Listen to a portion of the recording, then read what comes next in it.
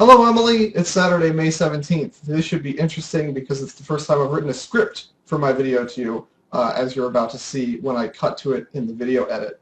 Today, I'm going to talk about something that might come up if we were having dinner together, politics. But first, check out this cool penguin pillow that my mother-in-law made for me for my birthday. Isn't it neat? Okay, cool. Back to politics. Specifically, I'm going to talk about net neutrality and the FCC.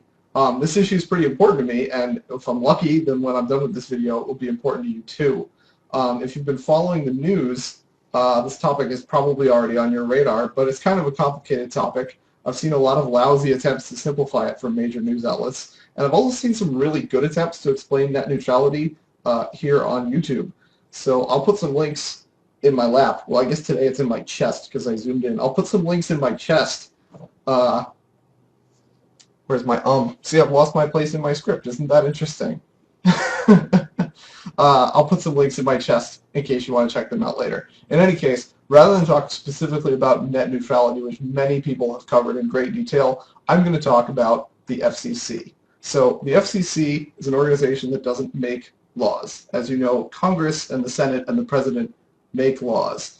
In 1934, Congress passed this law, shockingly called the Communications Act of 1934.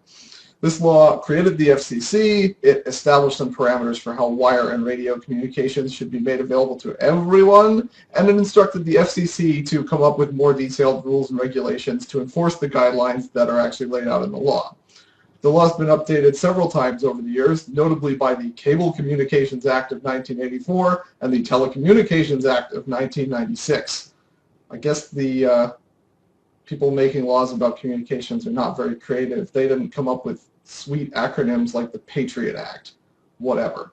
The 1996 version of the law rearranged the guidelines so that instead of regulating based on the type of communication you're using, like radio waves or cable TV or a phone line or a fiber optic cable, the regulations are grouped around the content of the communication. So there's regulations for television, there's regulations for phone, there's regulations for internet, etc. That said, the FCC was still in charge of interpreting the law and establishing the actual regulations that companies and people have to follow when they're communicating using these technologies.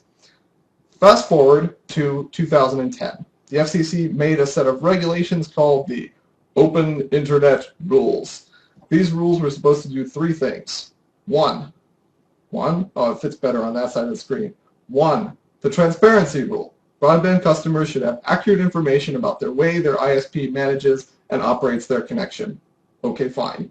Two, the no blocking rule. Broadband providers should not block content that is lawful. Okay, fine. Three, the no unreasonable discrimination rule. Broadband providers should not unreasonably discriminate between different types of lawful traffic. This third rule, mostly, is the rule that people are talking about when they use the words net neutrality. But our history lesson is not quite done yet, so hang on. Verizon, upon the publication of these rules, sued the FCC, claiming that the Open Internet rules violate the Telecommunications Act of 1996. Basically, they said the FCC is applying regulations to internet traffic that the law says should apply to other kinds of traffic like phone calls. In January of 2014, very recently, a court of appeals ruled that the transparency rule is totally okay under the law. Network companies should tell their customers how they run the network. But that the no blocking rule and the no unreasonable discrimination rule didn't actually line up with the Telecommunications Act of 1996. So, starting this past January, ISPs are allowed to discriminate against content they don't like. And they almost immediately started doing so. The biggest example of this that I know of is that Netflix has agreed to pay both Comcast and Verizon in exchange for those companies not throttling user connections to the Netflix TV streaming service. The FCC, in the meanwhile, was working on a set of new rules that are supposed to restore the no blocking rule and the no unlawful discrimination rule in a way that actually lines up with the law and that a court won't strike down. That brings us to Thursday of last week. The FCC just published a Notice of Proposed Rulemaking, which contains some enhancements to the transparency rule and some new versions of the no blocking rule and the no unreasonable discrimination rule.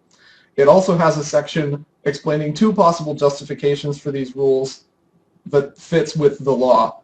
And it also contains a section, actually near the beginning, that explains specific ways that broadband ISPs can gain economic advantage for themselves by limiting the openness of the internet, which I think we can all agree is probably a bad situation to be in.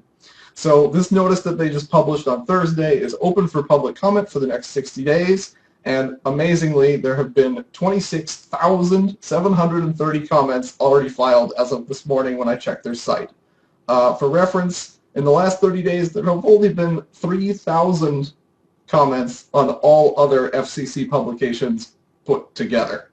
So it's clearly a hot issue. So I haven't read the whole new publication yet. It's 100 pages long, so I don't have a firm opinion yet on the new versions of these rules. But I'm going to read it, and I'm going to send the FCC letter when I get through it and I make sense of it. But I can tell you one thing for sure in the meantime. I live on the internet, and I will not lie down and let Comcast tell me where I can and cannot go. I hope you all won't either. All right, Emily, hope to see you soon, but even if I don't, you'll see me next week. Bye!